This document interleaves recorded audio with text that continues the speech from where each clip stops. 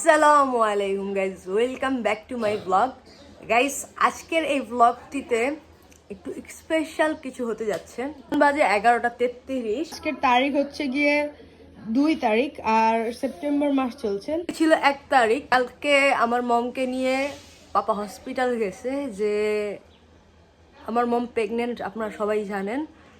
ওনার 7 মাসের যে সাতসা দেওয়া হয়, সেদিন একটা অনুষ্ঠানও হয়েছিল, আমি সেটা ভিডিও করেছি। তো কালকে 10:45-এ কল এসেছে, আচ্ছা ধরি 10টা বাজেই কল এসেছে। তখন শুনলাম আমার নাকি একটা বোন হয়েছে। তো মানে আমি খুশিতে কি বলবো, কি মানে আমি অ্যাকচুয়ালি শক হয়ে গেছি। যে আমি ভাবছিলাম যে আমার ছোট চাচুর ঘরে 3টা ছেলে হবে, অ্যান্ড আমি ওদের ভাইয়েদের ভিতরে আমি একটা বোন হব। ছোটবেলায় আমি একটি গল্প শুনতাম, বা আমি সেটির নাটকও দেখেছি, সেটির মুভিও দেখেছি, 7 ভাই চম্পা। সো সেই স্বপ্নটা তো আর হলো না, বাট এখন আল্লাহ একটা সুস্থ সবল বাচ্চা দিছে, এটাই আলহামদুলিল্লাহ।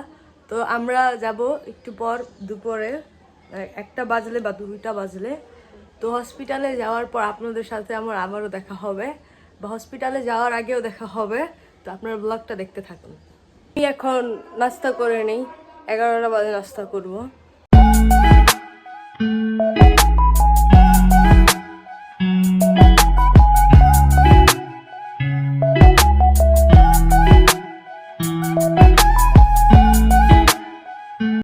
এখন আমরা রুম চেঞ্জ করলাম, কেবিন চেঞ্জ করলাম। অ্যাকচুয়ালি আমরা এসি কেবিনে ছিলাম, বাট আমাদের বেবির একটু ঠান্ডা লেগে গেছে।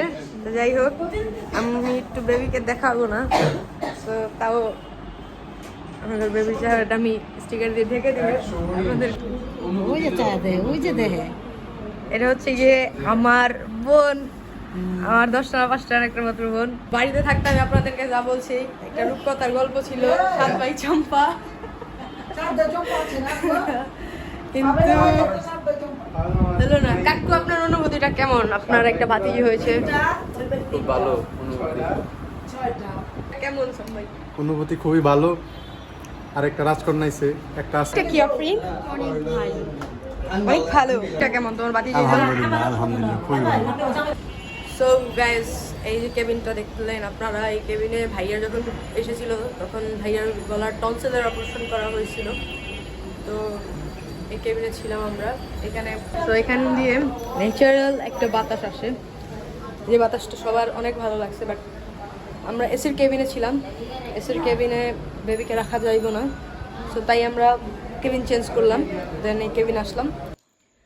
সো গাইস, এখন আমরা হসপিটাল থেকে এসে পড়েছি। তো আমি ব্লগটাকে এখানেই এন্ড করছি। আর গত আগস্ট মাসে আমি একটা ব্লগ দেইনি, কারণ গত আগস্ট মাসে ব্লগ দেওয়া না দেওয়ার কারণটা হচ্ছে গিয়ে, আমি তো আমার নিজের ফোন দিয়ে ব্লগ শ্যুট করি না। তো আমি যেই ফোনটা দিয়ে শ্যুট করি সেটা হচ্ছে কি আমার আম্মুর ফোন যখন বিজি থাকে তখন আমি ব্লগ করতে পারি না। কিভাবে হসপিটালে গেলাম আমরা সেটা দেখাইনি, কারণ আমি যখন গেছি, আমি গেছি হচ্ছে গিয়ে আমার এক চাচুর লগে।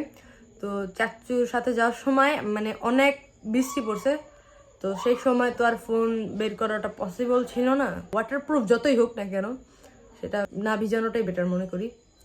আমি এই ব্লগটাকে এখানে এন্ড করছি।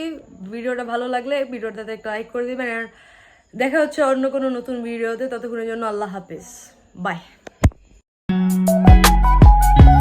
একটা ন্যাচারাল বাতাস যাতে আসে। আচ্ছা আচ্ছা, থাক থাক থাক থাক।